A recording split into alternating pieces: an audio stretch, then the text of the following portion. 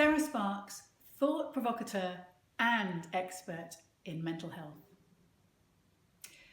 Perhaps right now you know people who are overwhelmed and frazzled. And maybe that's even you. Potentially, you've just got so much to do, you know you're not doing a good job, and even your relationships are suffering. But have you also noticed there are people out there who seem to have really cracked it? That's where I come in. I'm an expert in helping people set themselves up for personal and business success. But why does that matter? Well, I would argue it matters even more than it's ever done.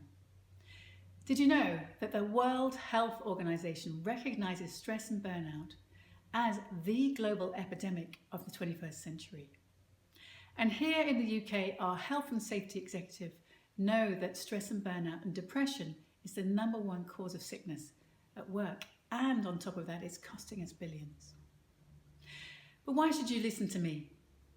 Well, a few years ago, you'd have found me suited and booted in Goldman Sachs, but I burnt out. And the costs are really high.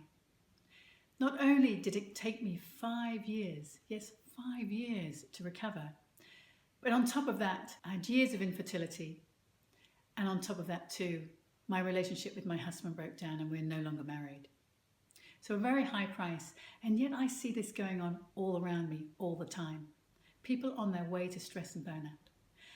And it's not really surprising, is it? You know, the World Health Organization also recognizes that the cause of this is the fast pace of our world these days.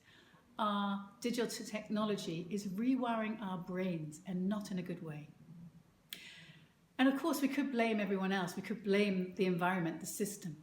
But actually, we all have a part to play in this story. What are you doing to cause stress and anxiety to other people? Maybe you're setting too tight deadlines, or too much for somebody to do, or putting them outside and beyond their level of expertise, and maybe not being the support that they need. Those are the 4 key things that the Health and Safety Executive is recognising as vital components to causing burnout and stress in the UK. So don't you think we owe it to ourselves and to other people to really stop doing this, to wake up and realise the consequences of our actions? That's what I'm passionate about.